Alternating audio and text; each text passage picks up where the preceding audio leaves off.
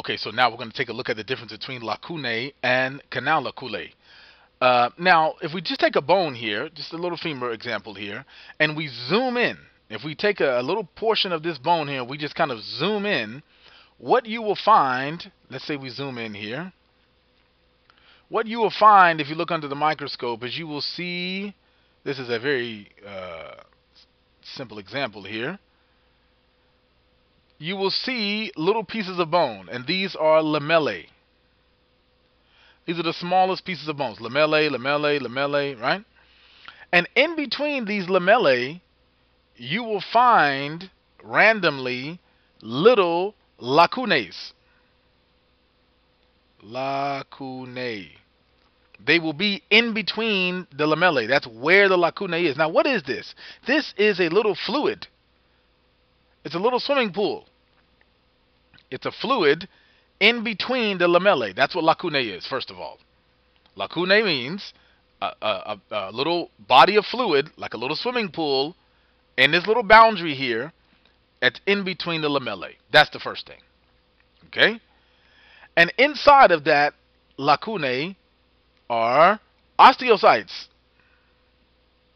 That's where the osteocytes are located and are swimming around, enjoying. Now, canalaculli, so inside of this lamellae here, you have this lacunae, and you have these little outlets that are coming off of the lacunae. Little roads. Okay? And these also have fluid. That same fluid here is draining out into all these little exit doors. Okay? These are the canalaculli. That's what these are. Why do you need these canalaculli? Why?